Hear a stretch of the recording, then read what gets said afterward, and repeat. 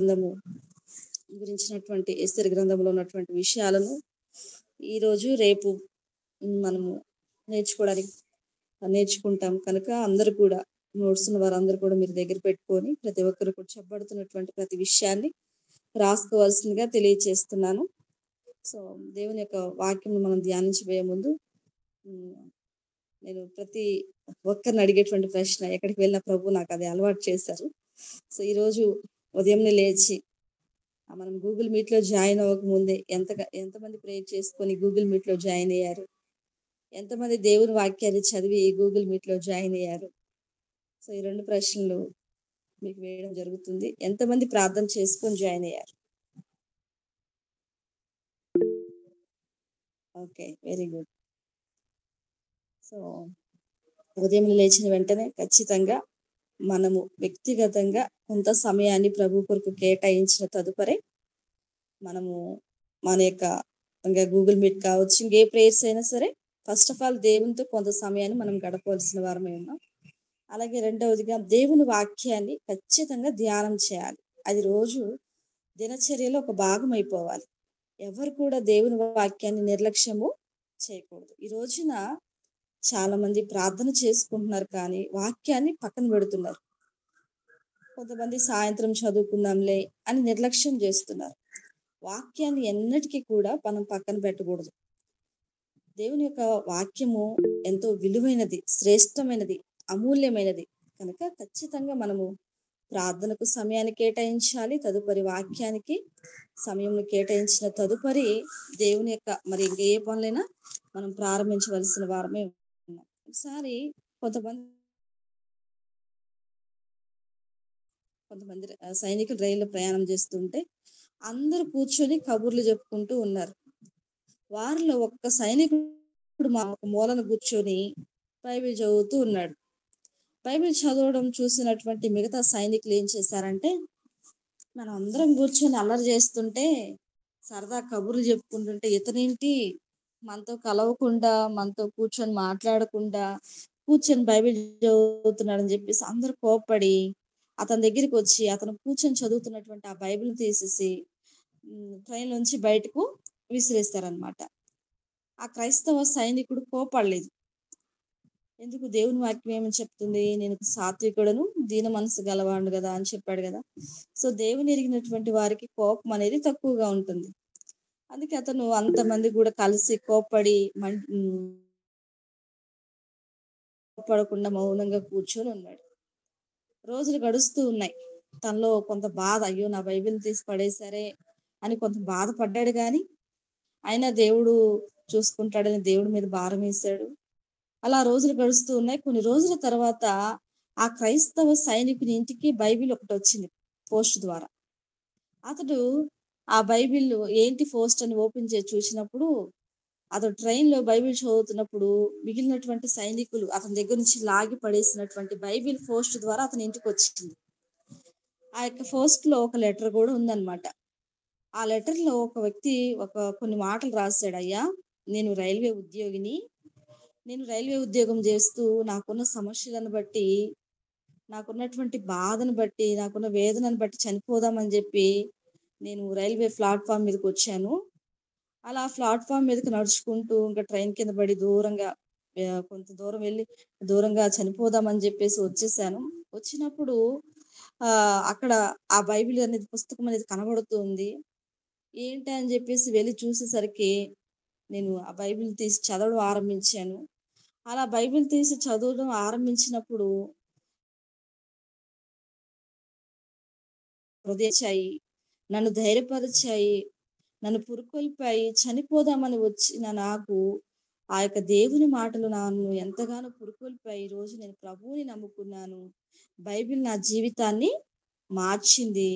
ఈ బైబిల్ గ్రంథంలో మీ చిరునామా ఉంది, దీన్ని చూసి నేను మీకు మీ అడ్రస్కి బైబిల్ను పంపిస్తున్నానని చెప్పేసి ఆ సైనికుడు, ఆ రైల్వే ఎంప్లాయీ ఆ యొక్క బైబిల్ను ఆ సైనికుడికి పంపడం జరిగింది. అప్పుడు ఆ క్రైస్తవ సైనికుడికి అర్థమైంది ఎందుకు ఆ రోజు బైబిల్ విసిరివేయబడిందో. కొంత బాధపడ్డాను, కానీ ఈ రోజున ఆ విసిరివేయబడిన బైబిల్ ద్వారా ఒక వ్యక్తి జీవితము మార్చబడింది. ఆ బైబిల్ గ్రంథము అపవాదిని ఓడించి అలాగే నశించిపోతున్న ఒక ఆత్మను సంపాదించి తిరిగి నా యొద్దకు వచ్చింది అని ఆ యొక్క క్రైస్తవ సైనికుడు ఎంతగానో సంతోషిస్తూ వచ్చాడు.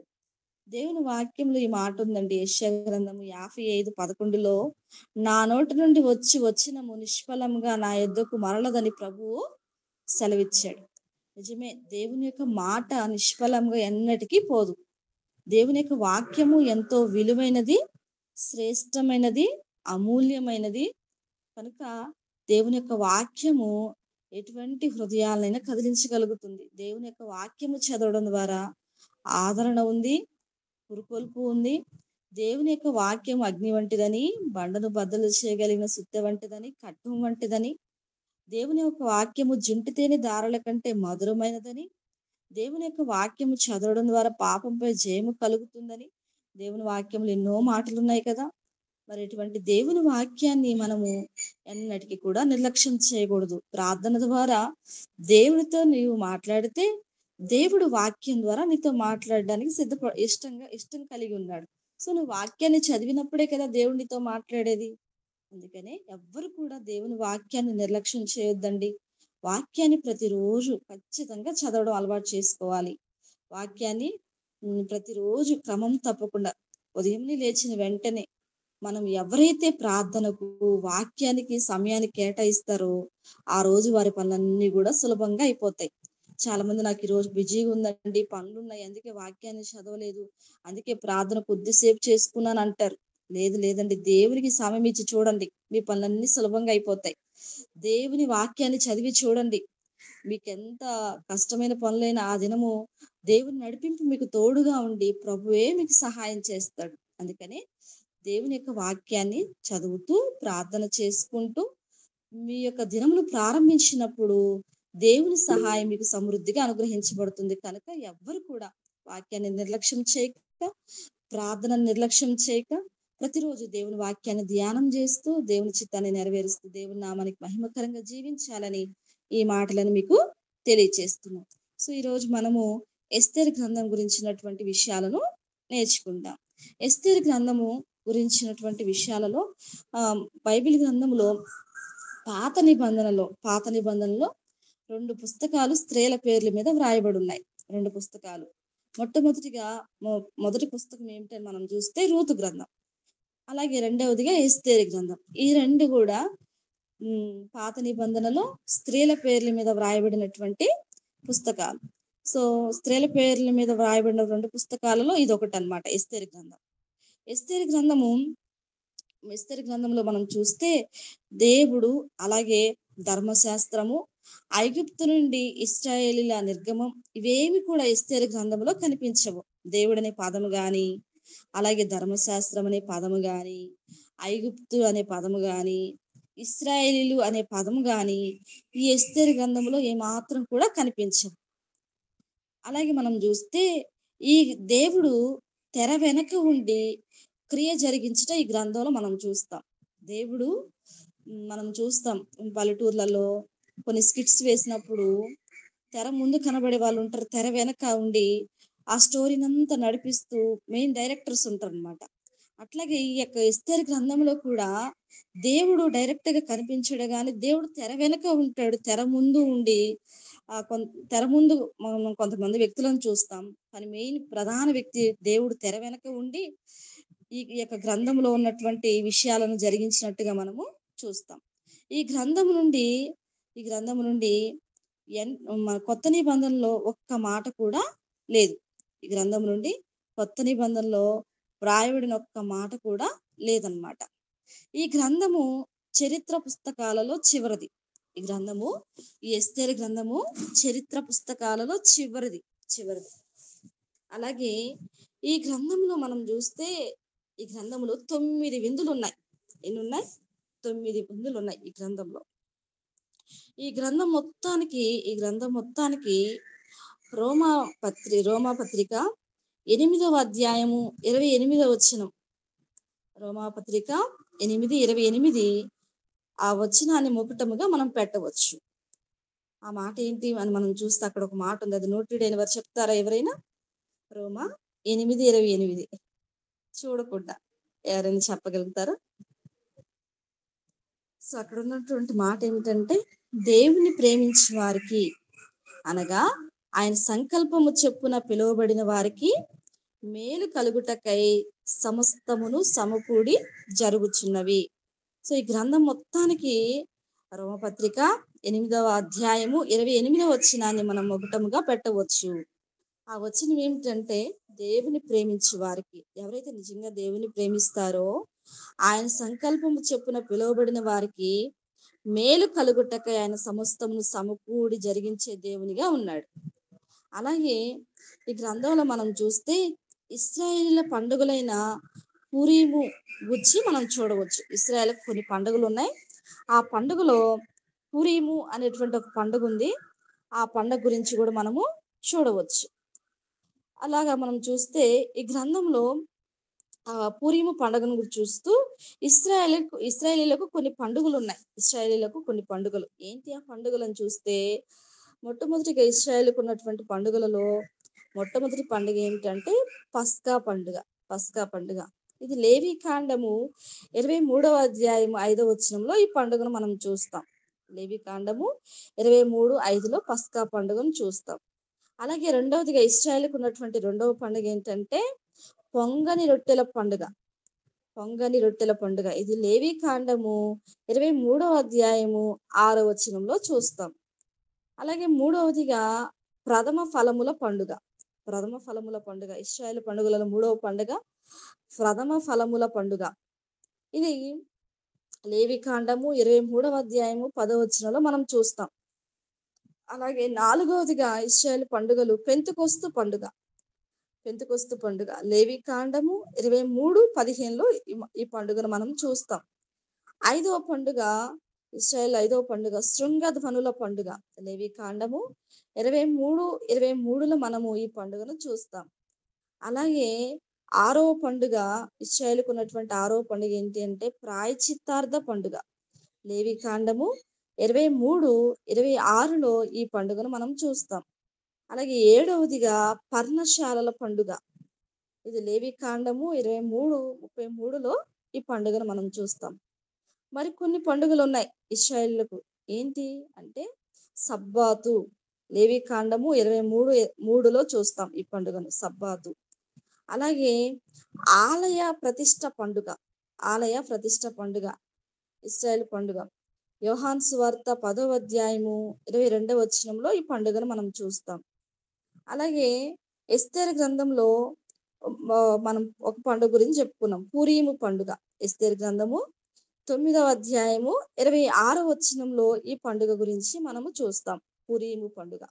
ఇవి అండి ఇశ్రాయేల్ యొక్క పండుగలు. పస్కా పండుగ, పొంగని రొట్టెల పండుగ, ప్రథమ ఫలముల పండుగ, పెంతెకొస్తు పండుగ, అలాగే శృంగధ్వనుల పండుగ, ప్రాయశ్చిత్తార్థ పండుగ, పర్ణశాలల పండుగ, సబ్బాతు పండుగ, అలాగే ఆలయ ప్రతిష్ట పండుగ, పూరీము పండుగ. ఇవి ఇశ్రాయేల్ యొక్క పండుగలు. అలాగే ఈ గ్రంథ రచయిత ఎవరో తెలియదు, కానీ కొంతమంది బైబిల్ పండితులు ఏమంటారంటే బహుశా మొద్దుకై అయి ఉండవచ్చు అని అంటారు. సో మనకి కొంత దీని గురించి తెలుసు కనుక ఎవరో తెలియదు, కానీ కొంతమంది బైబిల్ పండితులు ఆలోచన చేసిన దాన్ని బట్టి ఇది మొర్దెకయే రాసి ఉండొచ్చు అని అంటారు.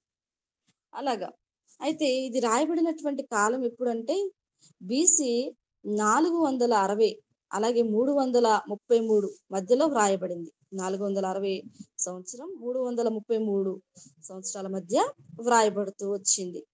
అలాగే ఈ గ్రంథంలో ముఖ్య వచనాలు మనం చూస్తే ఎస్తేరు గ్రంథము 4వ అధ్యాయము 14వ వచనం ముఖ్య వచనం. అలాగే 8:17 ముఖ్య వచనాలలో 4:14 ముఖ్య వచనం, అలాగే 8:17 ఈ గ్రంథాలకు ముఖ్య వచనాలు ఇవి.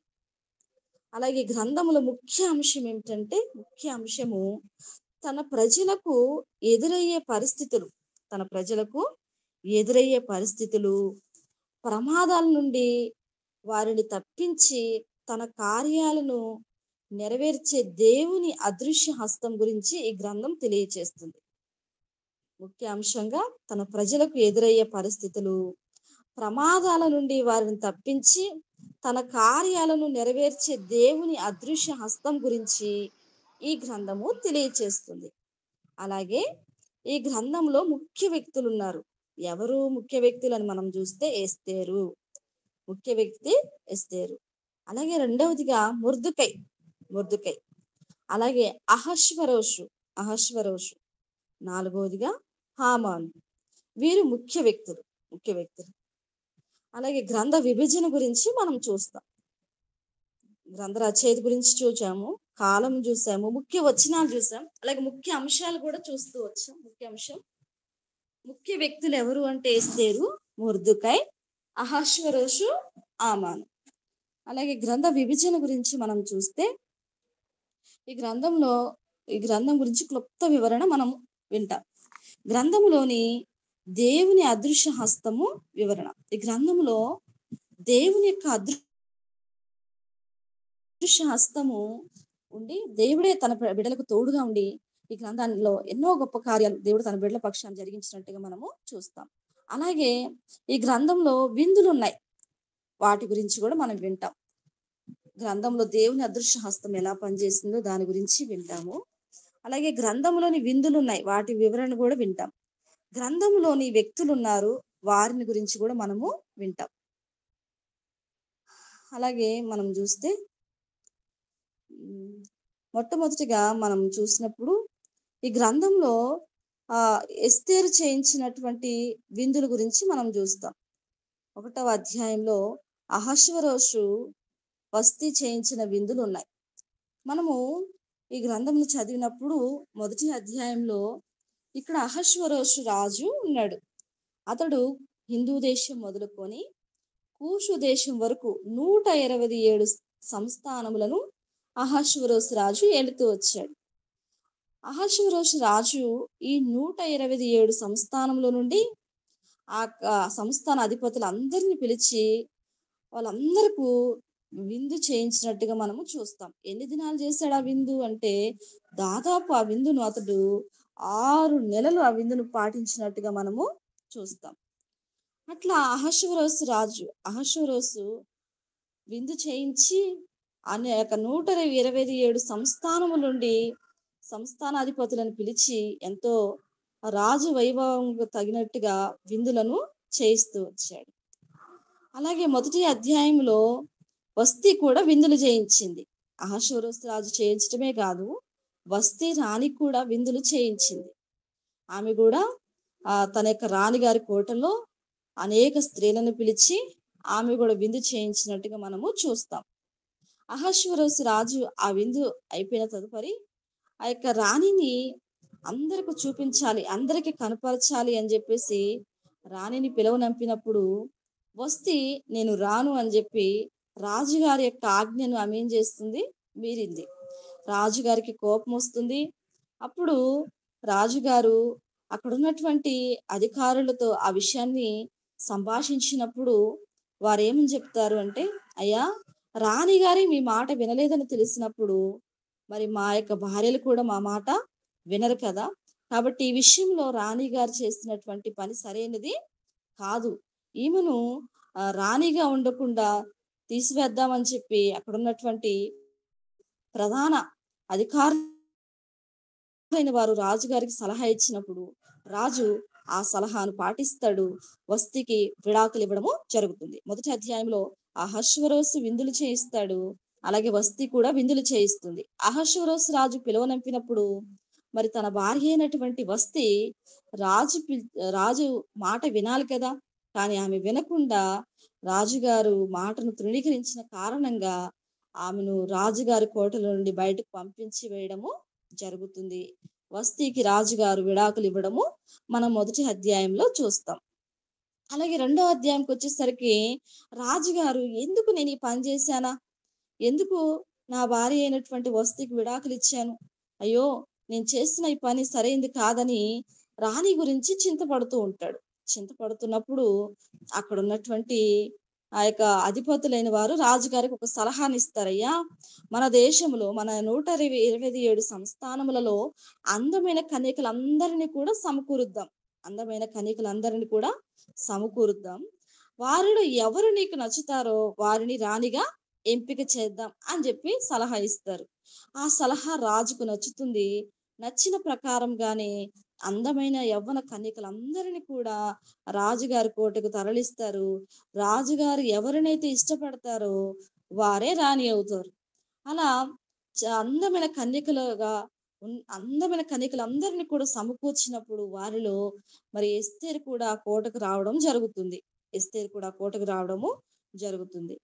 ఆమె కోటకు వచ్చిన తదుపరి ఆమెను హేగే అనేటువంటి వ్యక్తికి ఆ హేగే అనేటువంటి నపుంసకునికి ఆమెను అప్పగించడం జరిగినప్పుడు, ఆ హేగే ఎస్తేరును చక్కగా అలంకరించి రాజుగారి దగ్గరికి పంపినప్పుడు, రాజుగారు స్త్రీలందరికంటే, కన్యకలందరికంటే ఎస్తేరును ఎక్కువగా ప్రేమించి ఆమెను రాణిగా ఎంపిక చేశాడు.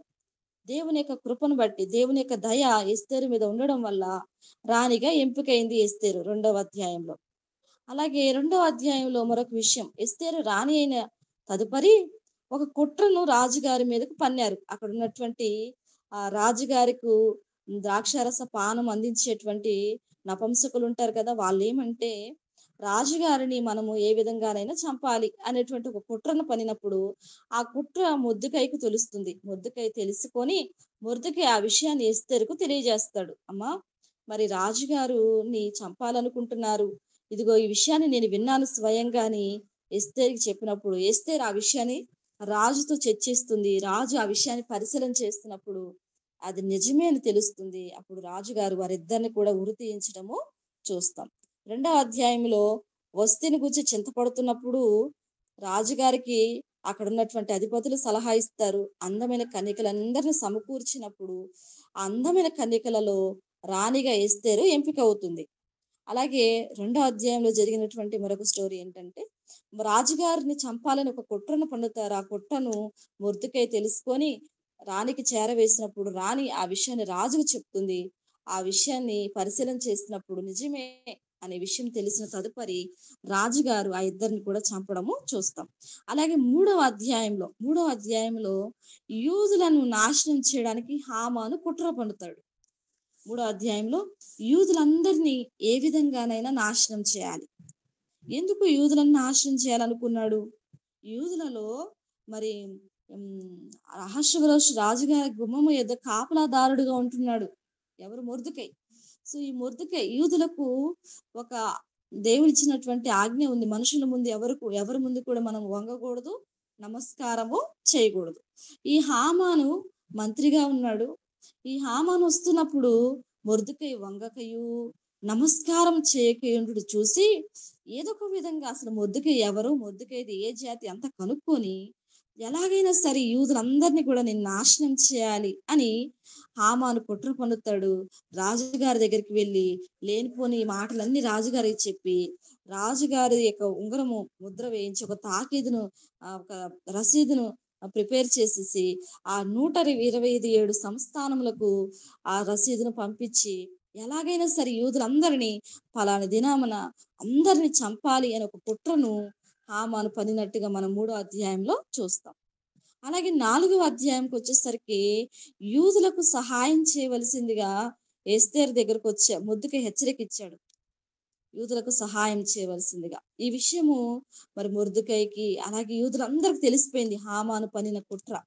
అప్పుడు మొర్దెకై బూడిద తల మీద పోసుకొని గోనె పట్ట కట్టుకొని ఏడుస్తూ రోదన చేస్తూ ఉండగా ఎస్తేరుకు ఆ విషయం తెలుస్తుంది. ఎందుకు మొర్దెకై నువ్వెందుకు ఇలా బాధపడుతున్నావు అన్నప్పుడు అప్పుడు మొర్దెకై ఎస్తేరును హెచ్చరిక చేశాడు. నువ్వు ఈ రోజున రాణివయ్యావని చెప్పేసి మౌనంగా ఉంటావేమో, నువ్వు ఈ సమయం ముందు మాట్లాడకుండా మౌనంగా ఉంటే యూదులకు మరొక దిక్కు నుండైన సహాయము వస్తుంది, నీవు నీ తండ్రి ఇంటి వారు మాత్రం నశిస్తారు అని మొర్దెకై ఎస్తేరుతో చెప్తాడు. అప్పుడు ఎస్తేరు చెప్తుంది, నువ్వేమీ దీని విషయమై ఆలోచించేయొద్దు, నీవు అలాగే యూదులందరూ కూడా వెళ్ళి ఉపవాసం ఉండండి, నేను నా ప్రజలకు కూడా ఉపవాసం ఉంటామని ఎస్తేరు 3 దినములు ఉపవాసం ఉండి దేవుని సన్నిధిలో ప్రార్థించినట్టుగా మనము చూస్తాం. ఈ 3వ అధ్యాయంలో యూదులకు సహాయము చేయవలసిందిగా ఎస్తేరుకు మొర్దెకై హెచ్చరిక చేశాడు. ఎస్తేరు కూడా మరి ఆ యొక్క 4వ అధ్యాయంలో ఎంతో దేవుని వైపు చూస్తూ ఉపవాసం ఉండి ప్రార్థించినట్టుగా మనము చూడగలం. అలాగే 5వ అధ్యాయంలో ఎస్తేరు గ్రంథము 5వ అధ్యాయం చూస్తే 5వ అధ్యాయంలో రాజు పిలవకుండా ఎవ్వరు కూడా రాజుగారి దగ్గరికి వెళ్ళకూడదు. ఈమంటుంది, రాజుగారి దగ్గరికి ప్రవేశించుట న్యాయ వ్యతిరేకంగా ఉన్నప్పటికీ నేను ప్రవేశిస్తానని చెప్తుంది 4వ అధ్యాయంలో. అలాగ 3 దినాలు ఉపవాసం ఉండి ప్రార్థించిన తదుపరి రాజుగారి దగ్గరకు ఎస్తేరు బయలుదేరింది.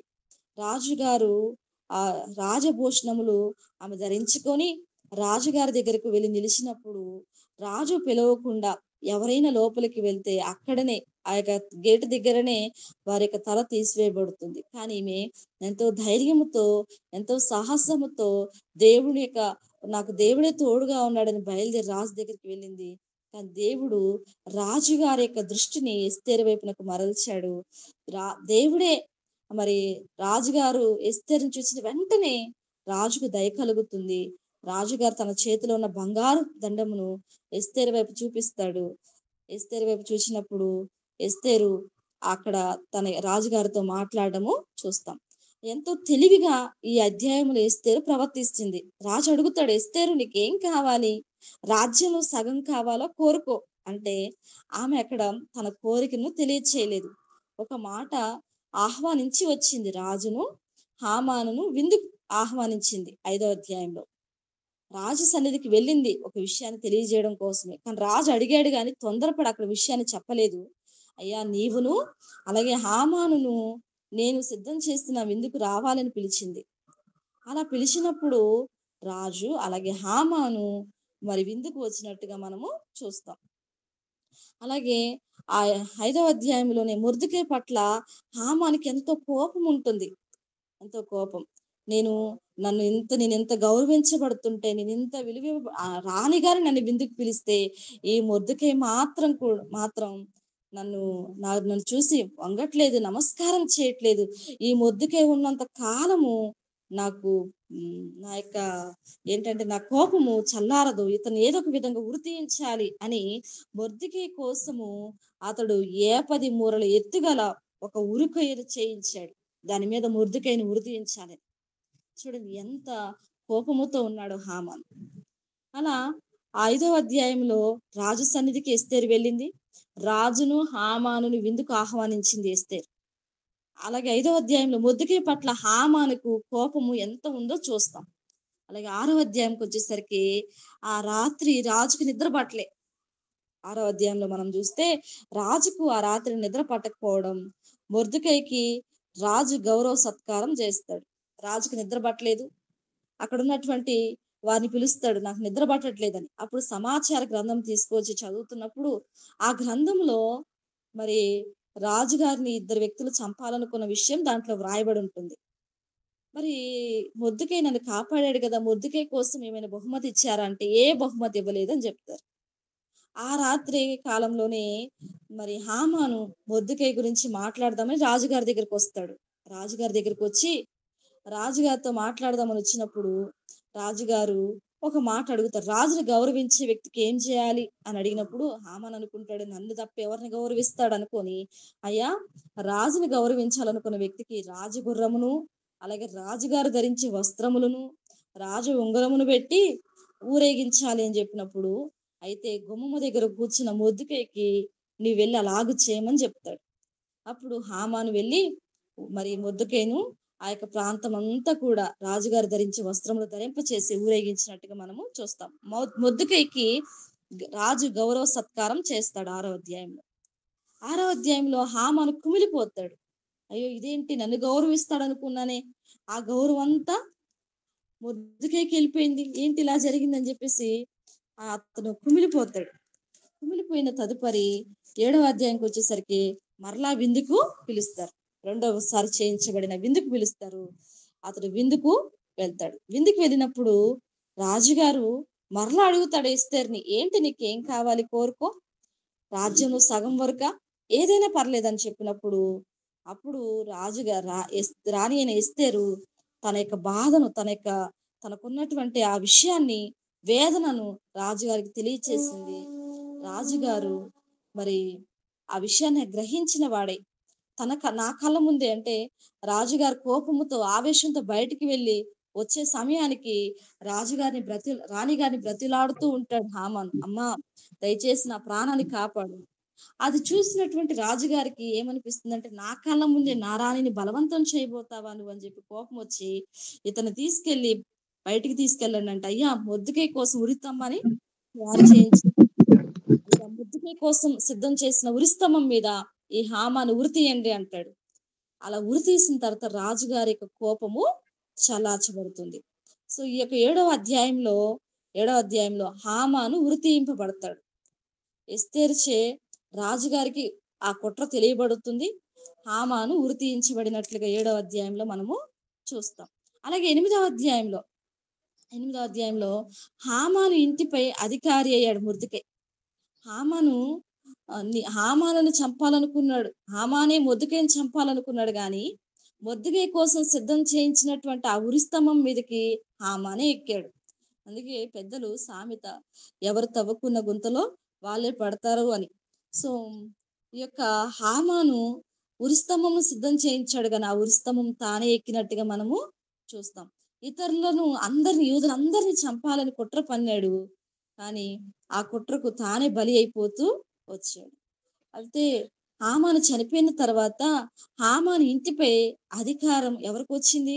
మొర్దెకైకి వచ్చింది. 8వ అధ్యాయంలో చూస్తే హామాను ఇంటిపై మొర్దెకై అధికారి అయ్యాడు. యూదులకు అనుకూలంగా చేయబడినటువంటి రాజు శాసనాన్ని మనము చూస్తాం. రాజు మరలా శాసనంకు బదులుగా మరొక శాసనాన్ని యూదులకు అనుకూలంగా శాసనం రాయడం జరుగుతుంది. సో యూదులకు దేవుడు విడుదలను ఇస్తాడు. అలాగే 9వ అధ్యాయంలో చూసినప్పుడు శత్రువులపై యూదులకు విజయాన్ని ప్రభు ఇచ్చాడు. శత్రువులపై యూదులకు దేవుడే విజయాన్ని ఇచ్చినట్టుగా మనము చూస్తాం. అలాగే 9వ అధ్యాయంలో విందులు చేసుకున్నారు. దేవుడు శత్రువులపై విజయం ఇచ్చినందుకు యూదులందరూ కూడా కలిసి విందులు చేసుకుంటూ వచ్చినట్టుగా మనం చూస్తాం. 9వ అధ్యాయంలో పూరీము పండుగ స్థిరపరచబట్ట కూడా చూస్తాం. పూరీము పండుగను గురించి కూడా మనము 9వ అధ్యాయంలో చూస్తాం. అలాగే 10వ అధ్యాయంకి వచ్చేసరికి 10వ అధ్యాయంలో ప్రధానమంత్రి అయినటువంటి మొర్దెకై ఎవరో ప్రధానమంత్రి అయ్యాడు. అలాగే రాజ్యమందు మొర్దెకై యొక్క గొప్పతనం విస్తరిస్తూ వచ్చినట్టుగా చూస్తాం. ఇదండి ఈ యొక్క ఎస్తేరు గ్రంథంలో 10 వచనాలలో ఒక్కొక్క 10 అధ్యాయాలు ఉన్నాయి. 10 అధ్యాయాల్లో క్లుప్త వివరణ గురించి మనము వింటూ వచ్చాం. అలాగే ఈ గ్రంథంలో ఎస్తేరు రాణి అయ్యే విషయంలో దేవుని యొక్క అదృశ్య హస్తము ఎలా పనిచేస్తుందో మనము చూస్తాం. గ్రంథంలో దేవుని యొక్క అదృశ్య హస్తము వివరణ గురించి మనం వింటాం. ఇప్పటి వరకు మనము ఈ గ్రంథంలో ఉన్న క్లుప్త వివరణ విన్నాం. గ్రంథంలో ఒక్కొక్క అధ్యాయంలో ఏముందో దాని గురించి వింటూ వచ్చాం. రెండవదిగా ఈ గ్రంథంలో దేవుని యొక్క అదృశ్య హస్తము ఎలా పనిచేస్తుందో దాని గురించి వింటాం. ఎస్తేరు రాణి అయ్యే విషయంలో దేవుని అదృశ్య హస్తం పనిచేస్తుంది. ఎలా పనిచేస్తుందని మనం చూస్తే చూడండి, ఎస్తేరు గ్రంథము 2వ అధ్యాయము 9వ వచనం. ఎస్తేరు గ్రంథము 2వ అధ్యాయము 9వ వచనం చూస్తే అక్కడ ఆ చిన్నది అతని దృష్టికి ఇంపైనది గనుక ఆమె అతని వలన దయ పొందెను. సో తర్వాత కాబట్టి ఆమె పరిమళ క్రియల కొరకైన వస్తువులను, ఆమెకు కావలసిన భోజన పదార్థములను రాజు ఇంటిలో నుండి ఆమెకు ఇయ్యదగిన 7 ఆడపిల్లలను అతడు ఆమెకు త్వరగా ఏర్పరిచి ఆమెను ఆమె చెలికత్తెలను అంతఃపురములో అతి శ్రేష్టమైన స్థలమందు ఉంచెను.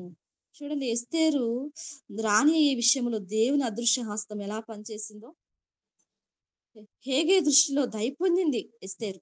దయ పొందడం మాత్రమే కాదు గాని అంతఃపురములో అతి శ్రేష్టమైన స్థలములో ఎస్తేరును ఉంచడం మనము చూస్తాం. హేగేకి ఎస్తేరును చూసిన వెంటనే దయ కలిగింది. ఎస్తేరు ఎక్కడ చూసిన ఈ అధ్యాయంలో ఎస్తేరును చూసిన వారందరికీ ఎస్తేరుపై దయ కలుగుతూనే వచ్చింది. అలాగే మనం చూస్తే 2వ అధ్యాయం 17వ వచనంలో కూడా చూస్తాం ఆ మాట. చూడండి, 2వ అధ్యాయం 17వ వచనంలో స్త్రీలందరికంటే రాజు ఎస్తేరును ప్రేమించెను. కన్యకలందరికంటే ఆమె అతని వలన దయా దాక్షిణ్యములు పొందెను. అతడు రాజ కిరీటమును ఆమె తల మీద ఉంచి ఆమెను వస్తీకి బదులుగా రాణిగా నియమించెను. చూడండి, ఎస్తేరు రాణి ఈ విషయంలో దేవుని అదృశ్య హస్తం ఎలా పనిచేసిందో. హేగే హేగేకి చూసినప్పుడు, హేగే ఎస్తేరుని చూసినప్పుడు దయ కలిగింది. అలాగే రాజుగారు ఎస్తేరుని చూసినప్పుడు అతనికి కూడా దయ కలిగింది. దేవుని అదృశ్య హస్తము ఎస్తేరు పైన ఉండి దేవుడు ఎలా దయ కలిగేటట్టుగా చేస్తాడో మనం చూస్తాం. అలాగే మనం చూసినప్పుడు రెండవదిగా ఆ యూదులను చంపుటకు హామాను శాసనం విషయంలో దేవుని అదృశ్య హస్తం ఎలా పనిచేస్తుందో మనం చూస్తాం. మూడవ నెల ఏడవ మూడవ నెల 7లో నిసాను అని మొదటి నెలలో పంచాంగం చూపించాడు. ఎవరు? హామాను. అయితే 3వ నెల 13లో యూదులను హతం చేయటి కొరకు తాకీదును రెడీ చేశాడు హామాను. అయితే ఇతను పంచాంగం చూపించిన దగ్గర నుంచి యూదులను హతం చేయుటకు తాకీదు అంటే ఈ మధ్యలో 11 నెలల గ్యాప్ వచ్చింది. 11 నెలల గ్యాప్ను దేవుడే ఏర్పరిచాడు. ఒకవేళ ఈ గ్యాపే లేకపోతే యూదులకు నష్టం కలిగేదే. కానీ దేవుని అదృశ్య హస్తము యూదుల పక్షాన ఉండి దేవుడే తన బిడ్డలకు ఒక ప్రణాళికను కలిగి ఈ గ్యాప్ను ఆయన సిద్ధం చేసినట్టుగా చూస్తాం. దేవుడే తన బిడ్డల విషయాలు కలగ చేసుకున్నాడు. దేవుడే తన బిడ్డల విషయాల్లో తన అదృశ్య హస్తాన్ని ఉంచి తన బిడ్డలపైకి ఏ కీడు రాకుండా తన బిడ్డలను దేవుడు కాపాడినట్టుగా మనము చూస్తాం. అలాగే మూడోదిగా మనం చూస్తే ఎస్తేరు రాజు ఎదుట నిలవబడినప్పుడు దేవుని అదృశ్య హస్తం పనిచేసింది. చూడండి, 5వ అధ్యాయము 2వ వచనంలో, ఎస్తేరు గ్రంథము 5వ అధ్యాయము 2వ వచనంలో చూస్తే, రాణి అయిన ఎస్తేరు ఆవరణములో నిలబడి ఉండుట రాజు చూడగా ఆమె యందు అతనికి దయ పుట్టెను. ఎస్తేరు రాజు ఎదుట నిలవబడినప్పుడు దేవుడు వెంటనే రాజు యొక్క దృష్టిని ఎస్తేరు వైపునకు మరలించాడు. వెంటనే ఆమెను చూడగానే దయ కలిగినట్లుగా దేవుడు చేశాడండి. రాజు పిలవకుండా ఎవరైనా రాజుగారి దగ్గరికి వెళ్తే కఠినమైన ఆజ్ఞ అనమాట, వెళ్ళకూడదని, పిలిస్తేనే వెళ్ళాలని. కానీ ఈమె పిలవకుండా వెళ్ళినప్పటికీ దేవుడే ఎస్తేరు పట్ల దయ కలిగినట్లుగా చేసినట్టుగా మనం చూస్తాం. అంటే దేవుని యొక్క అదృశ్య హస్తము ఎంతగా ఈ గ్రంథంలో పనిచేస్తుందో మనం చూస్తాం. రాజు గారు పిలవకుండా వెళ్ళినప్పటికీ రాజుగారు రాణిని చూసినప్పుడు వెంటనే అతనికి దయ కలిగింది. ఆమె కోరికను రాజుగారు తీర్చినట్టుగా మనము చూస్తాం. అలాగే గ్రంథంలో దేవుని అదృశ్య హస్తం ఎలా పనిచేస్తుందని చూస్తే 6వ అధ్యాయం 1వ వచనంలో రాజుకు నిద్ర పట్టకపోయిన విషయంలో నిజంగా ఇక్కడ ప్రార్థన చేశారు ఎస్తేరు, అలాగే యూదులందరూ కూడా కలిసి హామాను కుట్ర పడినప్పుడు ఆ కుట్ర విషయమే దేవుని వేడుకున్నారు. ఆ సమయంలోనే మరి రాజుగారికి దేవుడు నిద్ర పట్టకుండా చేస్తాడు. చూడండి ఎంత గొప్ప విషయము.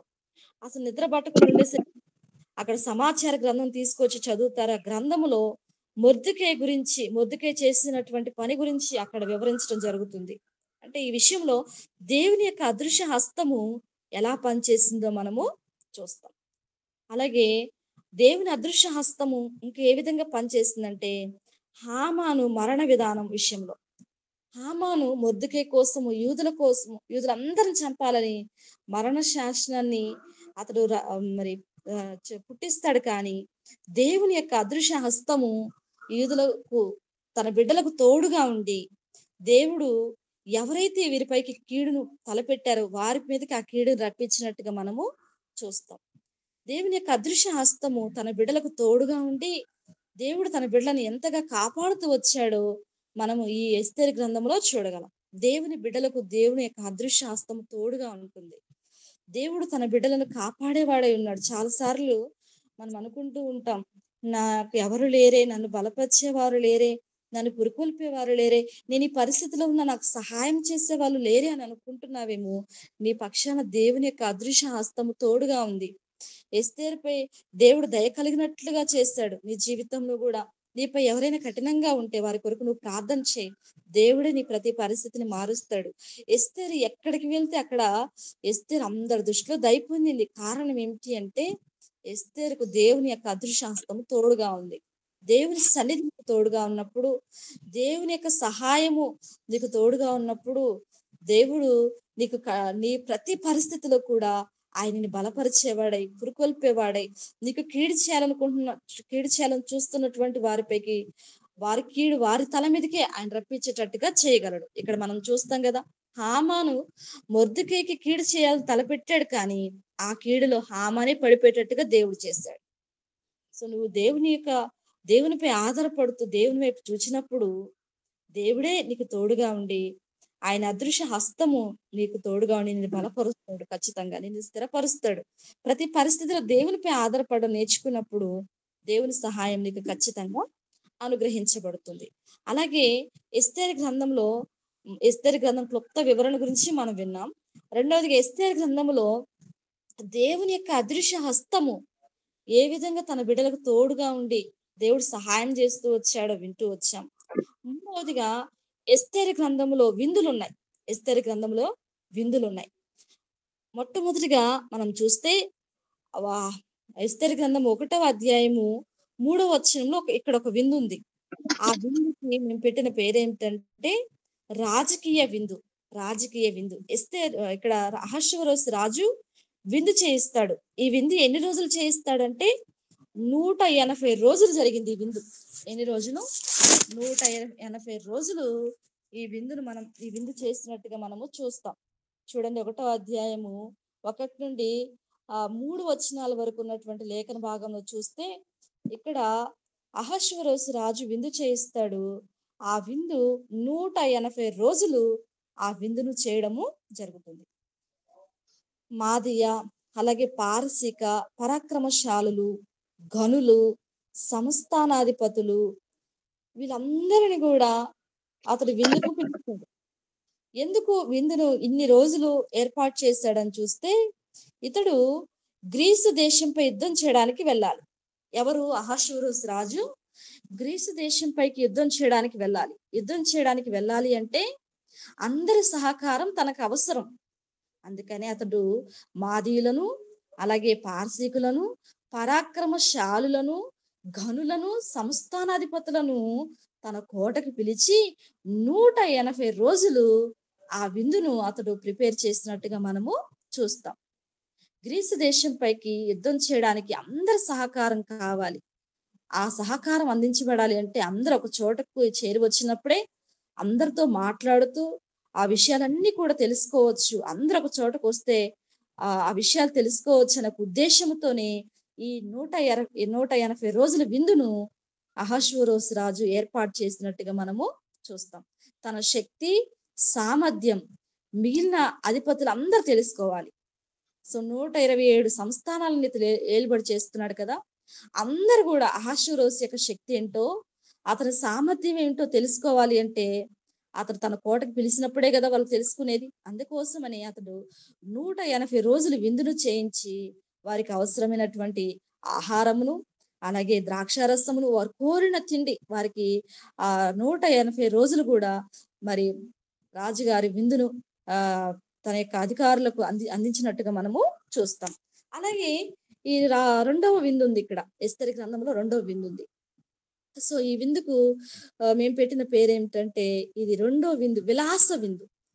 ఈ విందు ఎవరు సిద్ధం చేశారంటే ఇది కూడా అహష్వేరోషు రాజే సిద్ధం చేశాడు. ఎక్కడుంది ఆ విందు అని మనం చూస్తే 1వ అధ్యాయము 5వ వచనంలో.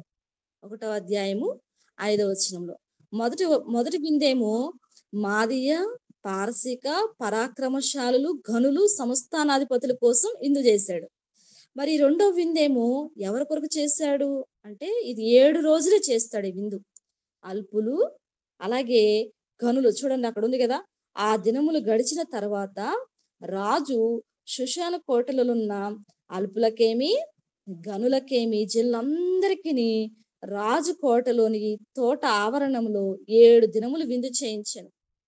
ఈ 180 రోజులు విందు అయిపోయిన తదుపరి 7 రోజులు మరలా విందు చేయిస్తాడు అహష్వేరోషు. ఈ విందు అల్పులకు, ఘనులకు, జనులందరికీ ముందు విందు ఘనముగా జరిగిందని సో ఈ విందు 7 రోజులు పెట్టడం జరిగింది. ముందు విందు 180 రోజుల విందు బాగా జరిగింది. మనం కూడా కొన్ని మీటింగ్స్ అన్ని పెట్టుకున్నాక ఈ సంవత్సరం అంతా మీటింగ్స్ బాగా జరిగాయని మరలా స్తుతి కూడిక పెట్టుకుంటాం కదా. సో అట్లా అహష్వేరోషు రాజు కూడా ఈ 180 రోజుల విందు బాగా జరిగిందని 7 రోజుల విందు కూడా పెట్టడం జరిగింది. ముందు విందు ఘనంగా జరిగిందని ఈ యొక్క రెండో విందును పెట్టాడు. ఈ విందులో ఎవ్వరిని బలవంతం చేయలే. ఎవ్వరికి ఏది కావాలంటే అది వారికివ్వడం జరుగుతూ వచ్చింది. రెండవ విందు విలాస విందు. కోరినంత వరకు ప్రతి ఒక్కరికి కోరినంత ద్రాక్షారసం, కోరినంత తిండిని ఈ రెండవ విందులో రాజుగారు అందించడం జరిగింది. అలాగే మూడవ విందు. మొదటి విందు పేరేమో రాజకీయ విందు అని పేరు పెట్టడం జరిగిందండి. రెండవ విందు వచ్చేసి విలాస విందు. ఇది రాజుగారే ఏర్పాటు చేస్తాడు. అలాగే మూడవ విందు ఇది వస్తీ ఈ విందును సిద్ధం చేస్తుంది. చూడండి 1వ అధ్యాయం 9వ వచనంలో ఈ మాట మనం చూస్తాం. 1:9. రాణి అయిన వస్తీ కూడా రాజైన అహష్వేరోషు కోటలో స్త్రీలకు ఒక విందు చేయించాను. రాజుగారు 180 రోజులు విందు చేయించాడు. ఆ విందు అయిపోయినాక మరలా 7 రోజులు చేయించాడు. నువ్వు ఇన్ని రోజులు విందు చేయించుకుంటే మరి నేను కూడా విందు చేస్తే బాగుంటది కదా. చూడండి అక్కడ రాణి అయిన వస్తీ కూడా అనే మాట చూస్తాం. అంటే పోటీగా నువ్వు ఇన్ని రోజులు చేయించావు కదా, సో నేను కూడా విందు ప్రిపేర్ చేస్తాను అని తన భర్తను అడిగినట్టుంది. ఆయన కూడా సరే, భార్య కోరిన కోరికను ఖచ్చితంగా నెరవేర్చాలి కదా, అందుకని సరే అని ఒప్పుకున్నాడు. ఈమె తన భర్త ఇన్ని రోజులు విందు చేయించినందుకు ఈమె పోటీగా ఈమె కూడా విందు చేయించింది. ఈమె ఎవరికి చేయించింది? స్త్రీలకు చేయించింది విందు. రాణి అయిన వస్తీ కూడా అహష్వేరోషు కోటలో స్త్రీలకు విందు చేయించినట్టుగా మనము చూస్తాం. అంటే పోటీ విందు. నా భర్త చేశాడు, నేను చేయొద్దా? చాలా సార్లు పోటీ తత్వం అనేది ఉంటుంది భార్యాభర్తలకు మధ్య. నువ్వు పురుషుడివి, నువ్వు చేస్తే నేను చేయకూడదా, నువ్వే చేయాలా అనే పోటీ తత్వాలు కొన్నిసార్లు భార్యాభర్తలకు మధ్య ఉంటూ ఉంటాయి. సో ఈ విందు పోటీ విందు. ఆమె తన భర్తకు పోటీగా పెట్టింది ఈ విందును. చాలాసార్లు భార్యాభర్తలకు మధ్య పోటీ తత్వం అనేది ఎన్నటికీ కూడా ఉండకూడదు. ఇది సరైనది కానే కాదు. భర్తకు అన్ని విషయాల్లో ఒక స్త్రీ సహకరించాలే తప్ప, నువ్వు చేసావు కాబట్టి నేను చేయాల్సిందే, నీతో నేను కూడా సరితూగాల్సిందే అనే తత్వము ఎన్నటికీ కూడా స్త్రీలకు మధ్య ఉండకూడదు. సో మొదటి విందు రాజకీయ విందు అని చూసాం. అతడు తన యొక్క శక్తి సామర్థ్యాలను అధిపతులకు తెలియజేయాలనే ఉద్దేశంతో, అలాగే గ్రీసు దేశం యుద్ధానికి వెళ్ళాలి అంటే మరి సైనికుల సహకారం, అధిపతుల సహకారం ఎంతో అవసరం గనుక ఆ విందును సిద్ధం చేశాడు, రాజకీయ విందు. రెండోది విలాస విందు. ఎవరు కోరినంత వారికి 7 రోజులు కూడా అధికముగా ద్రాక్షారసం పోసారు, అధికముగా ఆహారం పెట్టారు, కోరినంతగా రాజస్థితికి తగినట్టుగా అందరినీ రాజుగారు 7 రోజుల విందులో తృప్తిపరిచినట్టుగా మనం చూస్తాం. ఇది రెండవ విందు, విలాస విందు. అలాగే మూడవదిగా పోటీ విందు అని మనం చూసాం. ఈ స్త్రీ వస్తీ కూడా విందు చేయించింది. పోటీ తత్వం అనేది అన్నిటికీ కూడా భార్యాభర్తలకు మధ్య ఉండకూడదు అనే విషయం మనకి విందు తెలియచేస్తుంది. అలాగే నాలుగో విందు ఇది ఎక్కడుంది అని మనం చూస్తే 2వ అధ్యాయం 18వ వచనంలో.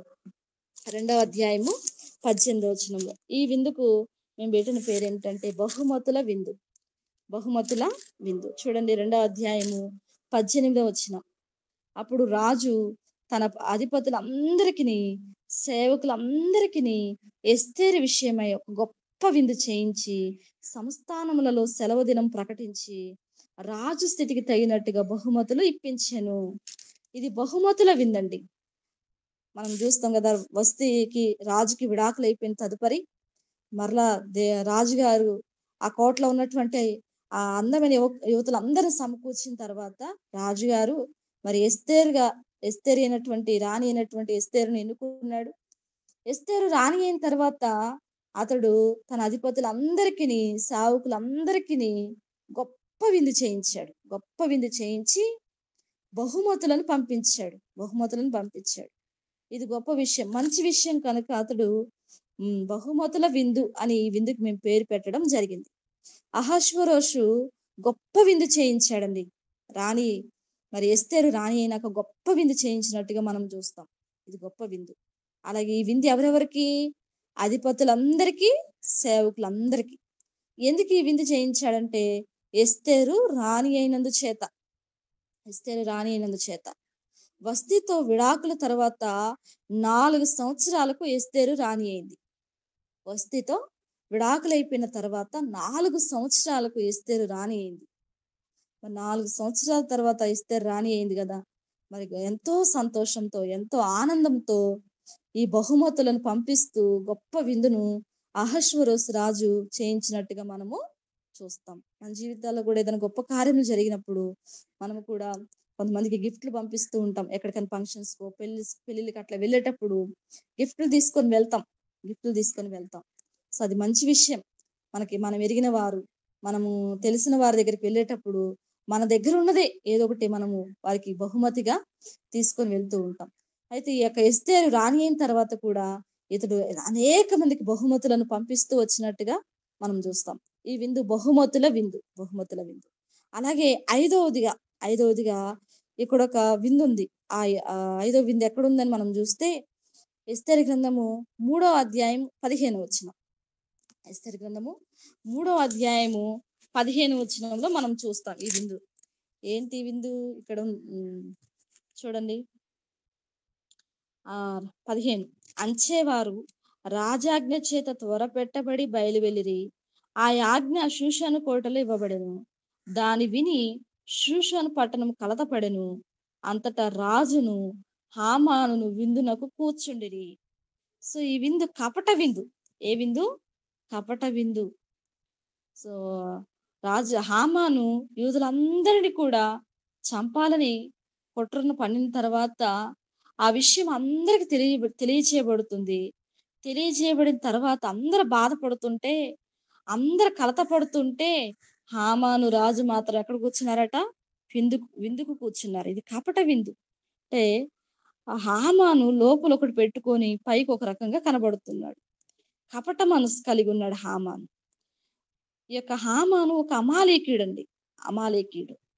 ఇతడు యూదులను చంపమని తాకీదు పంపిన తర్వాత ఈ విందు ఏర్పాటు చేయడం జరిగింది. అంటే కపట విందు. అంటే ఇతడు యూదులందరినీ చంపే విషయంలో ఎంత మనసులో కుట్రను కలిగి ఉన్నాడో. చాలా సార్లు ఇతరుల మీద కపట మనసు కలిగి ఉంటారండి. పైకి వారితో బాగానే మాట్లాడుతున్నట్టుగా ఉంటాం. పైకి వారితో బాగానే ఉన్నట్టుగా ఉంటాం గానీ, వారి గురించి చెడుగా మాట్లాడుకునే సమాజం ఈనాడు చాలా మంది సమాజంలో ఉన్నారు.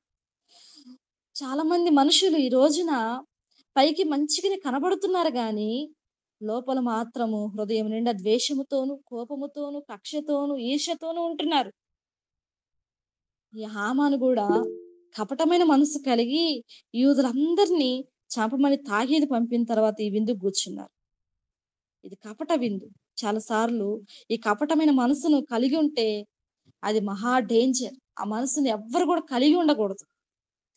ఈ హామాను కపటమైన మనసు కలిగి ఉన్నాడు. తర్వాత అది తనకే నష్టము తెచ్చుకున్నాడు. మనం చూస్తూ వస్తున్నాం. విందుల గురించి వింటున్నాం. 5వ విందు కపట విందు.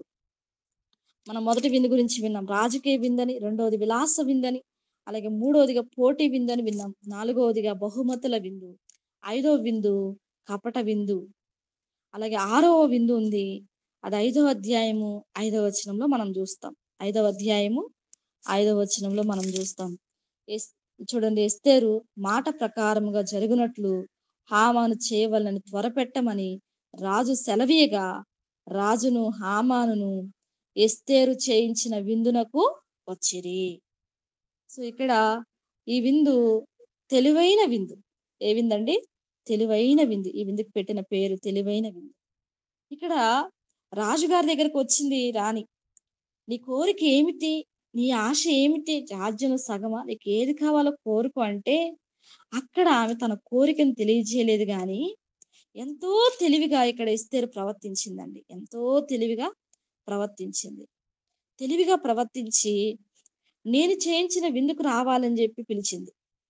ఎస్తేరు రాజు హామానుల దగ్గర తెలివిగా ప్రవర్తించింది.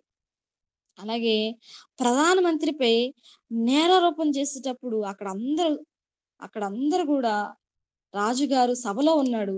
ఆ సభ ముందు ఒకవేళ ఆమె తన బాధను వెల్లడి చేస్తే అక్కడ ఎస్తేరుకి నష్టం వాటిల్లేదేమో. కానీ అక్కడ ఆమె మౌనంగా ఉంది. ప్రధానమంత్రిపై నేరారోపణ చేసేటప్పుడు జాగ్రత్త కలిగి ఉండాలనే విషయాన్ని ఆమె ఎరిగి ఉంది. అందుకే తెలివిగా ప్రవర్తించింది. రాజు ఏమి ఇస్తానన్నా ఎస్తేరు విషయం మాత్రం అక్కడ చెప్పలేదు. సభలో. అక్కడ అందరు సభికులు అందరూ ఉన్నారు. వాళ్ళ ముందు మాత్రం ఆమె విషయాన్ని ఏమి కూడా చెప్పలేదు. ప్రధానమంత్రిపై నేరారోపణ చేసేటప్పుడు జాగ్రత్త కలిగి ఉండాలి అనే తెలివిని కలిగి ఉంది. చాలా సార్లు దేవుని బిడ్డలుగా మనకి ఈ తెలివి ఎంతో అవసరం. ఎంతో జాగ్రత్త అవసరం. అందుకే దేవుని వాక్యంలో మీరు పాము వలె వివేకము కలిగి ఉండండి. పావురం వలె నిష్కపటమైన మనసు కలిగి ఉండండి అని అంటాడు దేవుడు. దేవుని బిడ్డలంగా అన్ని విషయాల్లో మనం తెలివి కలిగిన వారమై ఉండాలి. జాగ్రత్త కలిగి ఉండాలి. కొన్నిసార్లు మనము నోరుందని చెప్పేసి ఎక్కడంటే అక్కడ మన మాటలు తొందరపడి మాట్లాడేస్తా ఉంటాం. ఎక్కడ ఏ మాటలు మాట్లాడాలో, ఎక్కడ ఏది మాట్లాడకూడదో జాగ్రత్త కలిగి ఉండాలి. నోటిని అదుపులో పెట్టుకొని ఉండాలి. ఇక్కడ ఎస్తేరు రానియే గదా! నా భర్త అడిగాడు. సో ఏది కావాలో కోరుకో ఇస్తానన్నాడు గదా! అని ఆమె సభికుల ముందు అడుగుంటే ఏం జరిగేదో. కానీ ఆమె ఎంత తెలివిగా ప్రవర్తించిందో చూడండి. దేవుని బిడ్డలమైన మనము ఈ తెలివిని కలిగి ఉండాలండి. ఈ జాగ్రత్తను కలిగి ఉండాలి. రాజు ఏమి ఇస్తానన్నా కూడా ఆమె ఆ విషయాన్ని అక్కడ చెప్పలేదు. ఎంత జాగ్రత్త కలిగి ఉందో, ఎంత వివేకాన్ని ఇక్కడ ఎస్తేరు రాణి ప్రవర్తించిందో మనం చూస్తాం. ఈ 6వ విందు తెలివైన విందండి. తెలివిగా ప్రవర్తించింది ఎస్తేరు. అలాగే 7వ విందును మనం చూస్తాం. ఎస్తేరు గ్రంథంలో 7వ విందుంది. ఆ విందు 7వ అధ్యాయం 1వ వచనంలో చూస్తాం. 7వ అధ్యాయము 1వ వచనంలో మనము ఈ విందును చూస్తాం. ఇది విజ్ఞాపన విందని పేరు పెట్టడం జరిగిందండి. ప్రభు ఇచ్చినటువంటి ఆలోచన ప్రకారం మేము మరి ఇక విందులకు పేర్లు పెట్టడం జరుగుతూ వచ్చింది. ఈ 7వ విందు ఏంటంటే విజ్ఞాపన విందు. 7వ అధ్యాయం 1వ వచనంలో మనం చూస్తాం. 7వ అధ్యాయం 1వ వచనం. రాజును హామానును రాణి అయిన ఎస్తేరు నొద్దకు విందునకు రాగా, 2వ వచనంలో చూడండి. రాజు ఎస్తేరు రాణి, నీ విజ్ఞాపన ఏమిటి? అది నీకు అనుగ్రహింపబడును. నీ మనవి ఏమిటి? రాజ్యములో సగం మటుకైనను నీకు అనుగ్రహించేదనని 2వ నాడు ద్రాక్షరసపు విందులో ఎస్తేరుతో అనెను. మొదటి రోజు ఆ రాజుగారి దగ్గరికి వెళ్ళినప్పుడు నీ కోరిక ఏమిటని అడిగాడు. ఆ రోజు చెప్పలేదు. విందుకు పిలిచింది. మొదటి రోజు విందులకు వచ్చినప్పుడు అడిగాడు రాజు, నీ కోరిక ఏమిటి? నీకు ఏది కావాలో కోరుకో అని. మొదటి విందులో కూడా ఆమె ఏమి చెప్పలేదు. 2వ రోజు విందులో అడిగాడు, రాణి ఎస్తేరు, నీ విజ్ఞాపన ఏమిటమ్మా? నీకేం కావాలి చెప్పు. నీకు ఏది కావాలో కోరుకు, అది నేను నీకు ఇస్తాను అని రాజు ఎస్తేరుతో అన్నాడు. సో అప్పుడు ఎస్తేరు ఆ రాజుకి ఆ విషయాన్ని తెలియచేస్తుంది. తన విజ్ఞాపనను రాజుకు తెలియచేస్తుంది. రాజు ఆమెలను విందుకు పిలిచిన తర్వాత అక్కడ ఆమె తన యొక్క మనసులో ఉన్న బాధ అంతటిని కూడా రాజుకు తెలియచేస్తుంది. అప్పుడు రాజు హామాను పడిన కుట్రంతా తెలియచేసిన తర్వాత రాజుకి రౌద్రుడైపోతాడు. కోపం వస్తుంది.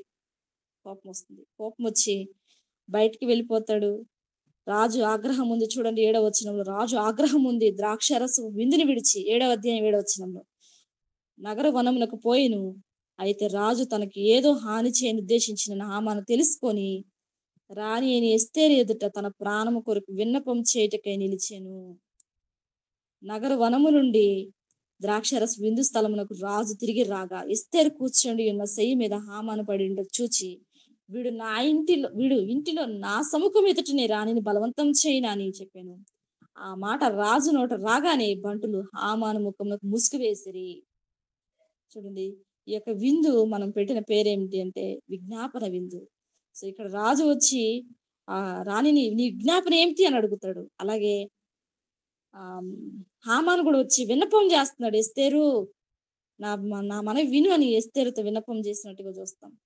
అంటే ఇక్కడ రాణి అని ఎస్తేరు తన యొక్క బాధను, తనకున్నటువంటి ఆ హృదయంలో ఉన్నటువంటి ఆ దుఃఖాన్ని రాజుకు తెలియచేసినప్పుడు రాజు ఆ యొక్క విషయంలో ఆమె బాధను ఎరిగి మరి ఆ విషయంలో దేవుడు ఎంతగా రాణి విషయంలో కృప చూపిస్తూ వచ్చినాడో, ఎంతగా దేవుడు ఆ పరిస్థితులను మారుస్తూ వచ్చాడో, ఎంతగా ప్రభు సహాయము ఇక్కడ ఎస్తేరు విషయంలో పనిచేస్తూ వచ్చిందో మనం చూస్తాం. వెంటనే తాను నిర్మించిన ఉరిపోయిపోయి తానే ఉరిదీయింపబడుతూ వచ్చాడు హామాను. మొర్దెకై కోసం సిద్ధం చేశాడు ఆ ఉరి స్తంభాన్ని. అని ఆ ఉరి స్తంభము హామాను ఎక్కినట్టుగా మనము చూస్తాం. ఇది 7వ విందు, విజ్ఞాపన విందు. అలాగే 8వ విందు ఉంది. ఎస్తేరు గ్రంథంలో 8వ విందు. ఇది 8వ అధ్యాయము 17వ వచనంలో ఉంది. 8వ అధ్యాయము 17వ వచనంలో ఈ విందును మనం చూస్తాం. రాజు చేసిన తీర్మానమును, అతని చట్టమును వచ్చిన ప్రతి సంస్థానమందును, ప్రతి పట్టణమందును యూదులకు ఆనందమును, సంతోషమును కలిగెను. అది శుభదినమని విందు చేసుకొనిరి. మరియు దేశ జనులలో యూదుల ఎడల భయము కలిగెను. కనుక అనేకులు యూదుల మతము అవలంబించిరి. సో ఈ విందునకు మనం పెట్టిన పేరేమిటంటే ఆనంద విందు. దేవుడు మరి హామాను చంపివేయబడిన తర్వాత యూదుల పక్షమున దేవుడే తన కార్యాన్ని జరిగిస్తూ వచ్చాడు. రాజు పుట్టించిన శాసనమునకు బదులుగా మరొక శాసనం రాయబడుతూ వచ్చింది. యూదులందరికీ దేవుడు గొప్ప విడుదల ఇచ్చాడు. యూదులందరికీ గొప్ప ఆనందాన్ని ప్రభు ఇచ్చాడు. ఆనందం కలిగినప్పుడు అది శుభదినం అని తెలుసుకొని అందరూ కూడా విందు చేసుకున్నారు. ఇది ఆనంద విందండి. ఆదారు 13వ రోజున తాము చంపబడవలసిన రోజున తమ శత్రువులనే చంపారు యూదులు. తాము చంపబడవలసిన రోజున తమ శత్రువులనే చంపిన యూదులు. ఎంత గొప్ప విషయమో చూడండి. దేవుడు ఎంత గొప్ప విడుదల తన బిడ్డలకు ఇచ్చాడో, తన బిడ్డలకు ఎంత గొప్ప విడుదలను ఇచ్చాడు. తాము చంపబడవలసిన రోజున తమ శత్రువులనే చంపడానికి దేవుడు యూదులకు సహాయము చేస్తూ వచ్చాడు. అలాగే 9వ విందును మనం చూస్తాం. 9వ అధ్యాయము 17వ వచనం. 9వ అధ్యాయము 17వ వచనం చూడండి. 9వ అధ్యాయం 17వ వచనం చూస్తే 14వ దినమందును వారు నెమ్మది పొంది విందు చేసుకొనుచు సంతోషముగా నుండిరి. చూడండి, ఇది నెమ్మది విందండి. దీనికి మేము పెట్టిన పేరు నెమ్మది విందు. ఇది ఆదారు నెల 14-15వ రోజులలో ఈ విందును వారు చేసుకున్నారు. 70,810 మంది శత్రువులు హతమయ్యారండి ఆ రోజున. తాము చంపబడవలసిన రోజునే తమ శత్రువులపై దేవుడు యూదులకు జయమిచ్చాడు. 70,800 మంది శత్రువులు ఆ రోజున యూదుల చేతిలో హతమయ్యారు. వారందరికీ కూడా నెమ్మదిని ప్రభు ఇచ్చాడు. ఆ నెమ్మది కలిగినప్పుడు వారు విందును ఏర్పాటు చేస్తున్నాడు. ఇది నెమ్మది విందండి, నెమ్మది విందు. ప్రభు బిడ్డలకు ప్రభుపై ఆధారపడినప్పుడు దేవుడు తమ శత్రువులపై వారికి విజయాన్ని ఇచ్చేవాడై ఉన్నాడు. దేవుడు తన బిడ్డలకు నెమ్మదిని అనుగ్రహించేవాడై ఉన్నాడు, ఆనందం అనుగ్రహించేవాడై ఉన్నాడు. కనుక ఎస్తేరు గ్రంథంలో 9 విందులు ఉన్నాయి. 9 విందుల గురించి కూడా మనం వింటూ వచ్చాం. యూదుల పక్షాన దేవుడు ఎంతగా కార్యం చేస్తూ వచ్చినాడు. తనను ఆశ్రయించే వారిని ఆయన ఎన్నడూ విడిచిపెట్టేవాడు కాదు. యూదులు తమున్న పరిస్థితిలో దేవుణ్ణి ఆశ్రయించినప్పుడు దేవుడు ఎంతగా వారికి సహాయం చేస్తూ వచ్చినాడు. దేవుని యొక్క అదృశ్య హస్తము వారికి తోడుగా ఉండి వారి పక్షాన ఎంతగా ప్రభు కృప చూపిస్తూ వచ్చినాడు, ఎన్ని గొప్ప కార్యాలు చేస్తూ వచ్చినాడో మనము ఈ ఎస్తేరు గ్రంథము చదువుతున్నప్పుడు అర్థమవుతూ ఉంటుంది. కనుక ఎస్తేరు గ్రంథంలో క్లుప్త వివరణ మనం విన్నాం. రెండవదిగా ఎస్తేరు గ్రంథంలో దేవుని యొక్క అదృశ్య హస్తము ఎలా పనిచేస్తుందో మనం వింటూ వచ్చాం. మూడవదిగా ఎస్తేరు గ్రంథంలో ఉన్న విందుల గురించి, వాటి యొక్క వివరణ గురించి మనం వింటూ వచ్చాం. ఇవి అండి. ఇంకా మనం రేపు ఇంకొంత మిగిలినటువంటి భాగాలను రేపు వింటాం. ఎస్తేరు గ్రంథంలో వ్యక్తులు ఉన్నారు, వారి గురించినటువంటి వివరణను రేపు మనము వింటాం. కనుక ఎస్తేరు గ్రంథము ఎంతో శ్రేష్టమైనటువంటిది, ఎంతో విలువైనది. చదువుతున్నప్పుడు మరలా చదవాలనిపిస్తుంది. ఎస్తేరు గ్రంథం ఒక స్టోరీ లాగా చక్కగా వ్రాయబడింది.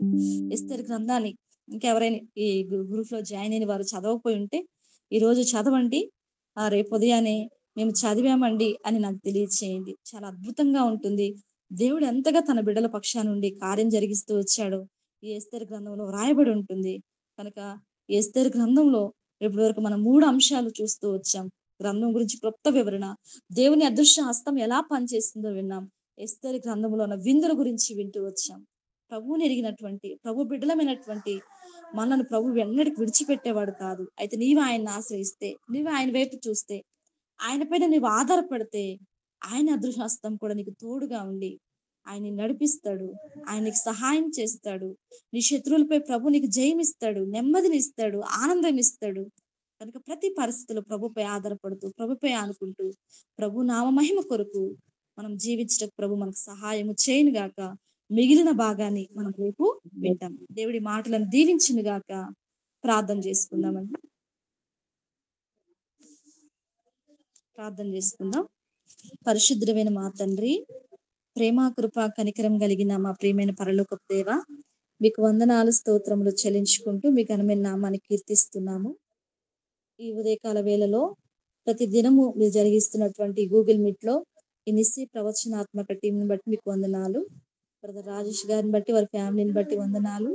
ప్రతిరోజు ఈ గ్రూప్ లో జాయిన్ అయ్యి ప్రభు నీ మాటలు వింటున్న ప్రతి బిడ్డను బట్టి మిమ్మల్ని స్తుతిస్తూ ఉన్నాము. దేవా, ప్రతి దినము ఆయా సేవకులను మీరు ఎన్నుకొని శ్రేష్టమైన విలువైన వాక్య సందేశం అందించి ప్రతి దినము బిడ్డలందరూ మీరు బలపరుస్తూ ఉన్నందుకై స్తోత్రాలు. ఈ ఉన్నతమైన అవకాశాన్ని బట్టి మీకు వందనాలు. అలాగే ఈ దినము మరి ఎస్తేరు యొక్క గ్రంథం గురించి కొన్ని విషయాలు పంచుకోవడానికి సహాయం చేస్తూ వచ్చారు. వందనాలు. ఎస్తేరు యొక్క గ్రంథం క్లుప్త వివరణ, దేవుని అదృశ్య హస్తం ఈ గ్రంథంలో ఏ విధంగా పనిచేసిందో విన్నాం. అలాగే ఎస్తేరు గ్రంథంలోని విందుల గురించి కూడా మేము వింటూ వచ్చాం. మరి విన్న మాటలను ఆ హృదయ భద్రం చేసుకున్న వారమై ప్రతి పరిస్థితిలో నీపై ఆధారపడుతూ నీ వైపు చూస్తూ ప్రభు నీపై ఆనుకుంటూ అయినా మేము మా యొక్క శత్రువులు అలాగే మమ్మల్ని బాధపరిచేవారు మా చుట్టూ ఉన్నప్పుడు వారిని బట్టి కృంగిపోక నీపై ఆధారపడుతూ నీపై ఆనుకుంటూ నీకు మహిమకరంగా జీవించటకు మా అందరికీ సహాయం చేయమని మరి మిగిలినటువంటి భాగాన్ని మేము రేపు వినడానికి సిద్ధపరచండి. మీ సహాయానికి వందనాలు. ఈ దినమంతట్లో మీ నడిపింపును కోరుతున్నాం. ప్రతి ఒక్కరు వెళ్తున్న పనుల్లో మీ సన్నిధిని తోడుగా ఉంచండి. డ్యూటీస్ లో మీ సహాయం అనుగ్రహించండి. ఈ దినమంతా ఆ పనుల్లో, ప్రయాణాల్లో, పరిచర్యలో మీ సహాయ సహకారములను సమృద్ధిగా మాకు అనుగ్రహించి నడిపించమని నిన్నే ఘనపరుస్తూ మీ నడిపింపును కోరుతూ మీ సహాయానికే వందనాలు చెల్లిస్తూ పరిశుద్ధాత్మదేవ మీ ఉన్నతమైన నడిపింపును మాకు అనుగ్రహిస్తున్నందుకే కృతజ్ఞతాస్తులు సమర్పించుకుంటూ మమ్మల్ని అందరినీ మీ చేతులు సమర్పిస్తూ యేసుక్రీస్తు వారి ఘనమైన నామములోనే ప్రార్థించి వేడుకుంటున్నాము తండ్రి. ఆమేన్.